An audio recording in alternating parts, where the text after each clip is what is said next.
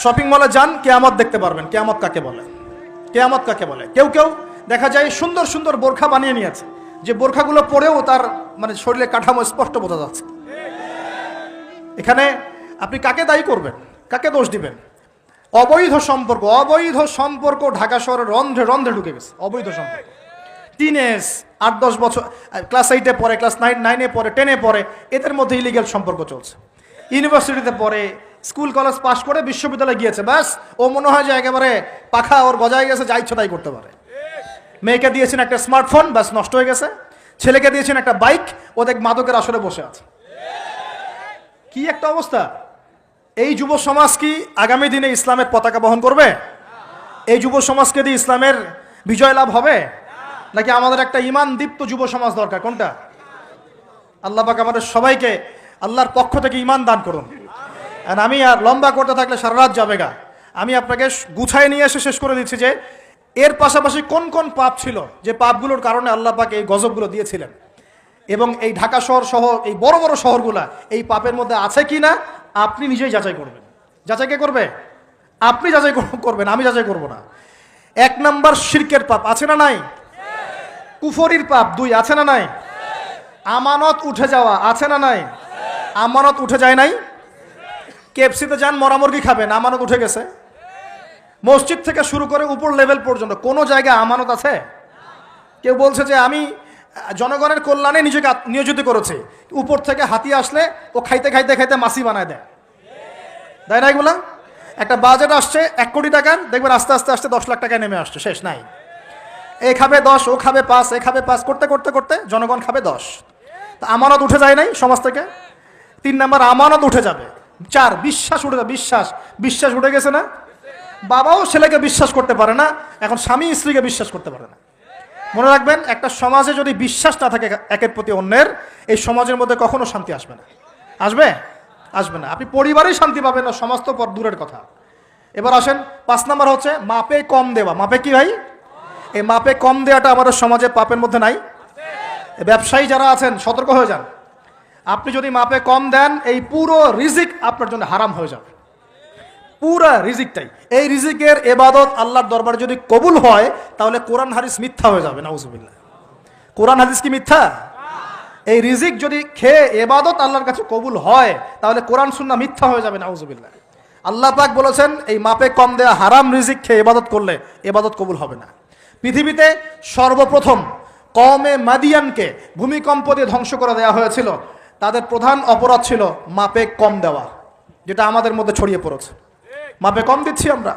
এই যে রমজান মাস সামনে আসে, দেখে নিয়েন বহু ব্যবসায়ী তাহাজ্জুদ পড়বে, তারাবিও পড়বে, মসজিদে গিয়ে ফটর ফটর করা শুরু করবে। লাইট নাই কেন, এসি নাই কেন, ফ্যান চলে না কেন, বড় বড় কথা। সারা বছর তো মসজিদে আসে নাই, তারাবি নামাজে আসবে। আবার দেখবেন অনেকে সারাদিন তো মসজিদ নাই, জুমার দিনে যায়, জুমার দিনে গিয়ে বলে ইমাম সাহেব ওটা করেন নাই কেন, এই মুয়াজ্জিন সাহেব এটা করেন নাই কেন। আছে না এমন লোক? এই শ্রেণী মানুষ আছে, দেখবেন এরাই ফটর ফটর বেশি করে রমজান মাসে। রমজান মাসে দেখবেন নামাজে তারাবিও পড়বে, মাপেও কম দিবে। এরকম লোক আছে না?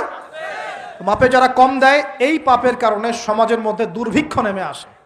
আমাদের অর্থনৈতিক অবস্থা এমন জায়গায় দাঁড়িয়ে আছে না, দুর্ভিক্ষ যদি চলে আসে অবাক হওয়ার কিছু নাই। দুর্ভিক্ষ চলে আসলে আপনারা অবাক হতে পারেন, আমি অবাক হব না। এমন একটা জায়গায় দাঁড়িয়ে আছে এখন, এমন একটা জায়গায় দাঁড়িয়ে। এবং এই রমজান মাসে এমনি তো দ্রব্যের দাম বেড়ে যায়, এবার যার কি হবে আল্লাহ ভালো জানে।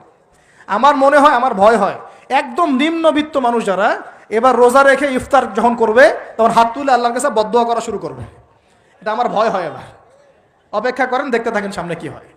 প্রতিটা পণ্যের দাম অলরেডি বাড়া শুরু হয়ে গেছে। কিছু কিছু বৈশ্বিক কারণ আছে, এগুলোর কারণে যেমন বাড়ছে, আবার কিছু কিছু আমাদের নিজস্ব মানবসৃষ্ট কারণ আছে, এই কারণেও বাড়ছে। মানবসৃষ্ট কারণগুলো বুঝতে হলে আপনাকে বেসিক কিছু অর্থনীতি বুঝতে হবে। এটা পড়াশোনা করেন, দেখবেন। আমি গত লেকচারে বলেছিলাম, আল্লাহ রাব্বুল আলামিন আমাদের সবাইকে হালাল খাওয়ার তৌফিক দান করুন। সমাধান কি তাহলে? সমাধান হচ্ছে অপচয় কমাতে হবে। 5টা খেজুরে ইফতার হয়ে গেলে 6 নম্বর খেজুর দান করে দেন। 6 নম্বর খেজুর দান করে দেন। সদকাগুলো বেশি বেশি বাড়িয়ে দেন। এই যে মানুষগুলো খেতে পারবে না, ওদের ঘরে ঘরে গিয়ে ইফতারগুলো পৌঁছে দেন। মাসের বাজার করে দেন। যাদের সামর্থ্য আছে, জাকাত ফরজ হয়েছে, জাকাতগুলো দিয়ে দেন। আল্লাহ পাক তৌফিক দান করুন। দুর্নীতি বন্ধ করেন, কালো টাকা বন্ধ করেন। কত টাকা পাচার হয়ে গেল বিদেশে, সেগুলো কে ফিরিয়ে নিয়ে আসবে? এ দায়িত্ব কার?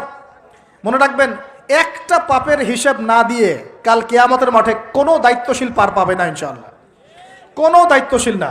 না এই যে আমি লেকচার দিচ্ছি না, আল্লাহ পাক আমাকেও দাঁড় করাবেন, দাঁড় করায় বলবেন তোমাকে আমি দিনের যে জ্ঞান দিয়েছিলাম সেই জ্ঞানের হক তুমি আদায় করেছো কিনা হিসাব দাও এখন।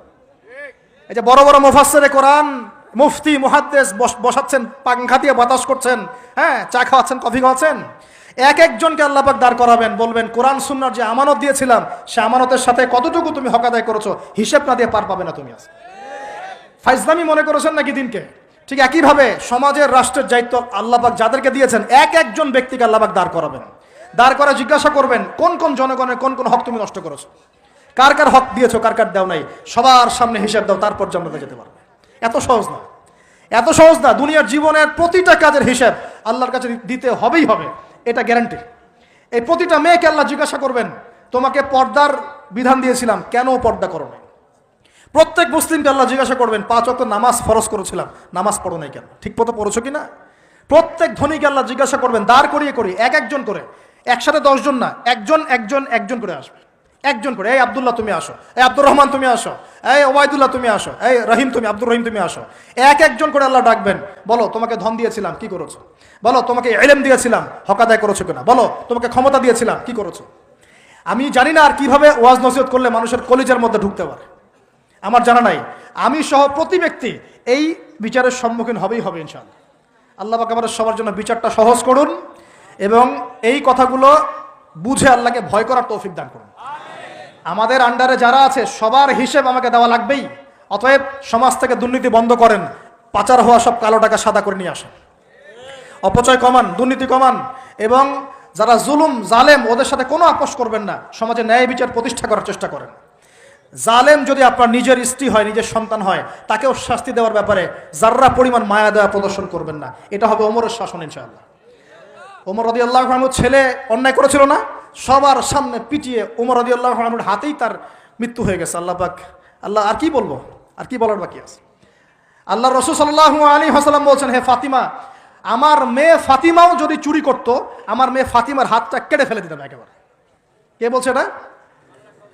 আমাদের নবী মুহাম্মদ সাল্লাল্লাহু আলাইহি ওয়াসাল্লাম বলছেন আমার মেয়ে ফাতিমাও যদি চুরি করত তার হাতও আমি কেটে ফেলে দিতাম একেবারে। আর আমরা আমাদের দলের লোক, আমাদের সংগঠনের লোক, আমাদের সামাজিক সংগঠনের লোক, আমার চাচা, আমার মামা, আমার খালু, আমার অমুক, এই করতে করতেই তো সব শেষ করে ফেললাম। একটা সাইন করে দিলাম, যাও ওখানে যাও তোমার জব হয়ে যাবে, আমার মামা হয়, যোগ্যতা থাকার না থাক, আমার ভাগনা, যাও সাইন করে দিলাম, চলে যাও, চাকরি হয়ে যাবে। অথচ যাদের চাকরি পাওয়ার যোগ্যতা ছিল ওর রাস্তা রাস্তায় ঘুরে ভ্যান চালাচ্ছে এখন বসে বসে। আপনি ভাবছেন যে এগুলোর হিসাব দেওয়া লাগবে না? এক একটা পাপের হিসাব আল্লাহর কাছে দেওয়া লাগবে, এক একটা পাপের। তুমি অমুক পাওয়ার দেখায় একটা মানুষকে পিটায় মেরে ফেলে দিলা, অমুক পাওয়ার দেখায় একজনের সম্পদ কলমের খোঁচা দিয়ে দখল করে ফেলে দিলা, মনে করলা যে কেউ দেখলো না, খালি নিঃশ্বাসটা বন্ধ হোক, কবরে যাও, আল্লাহ দেখাবে তোমাকে।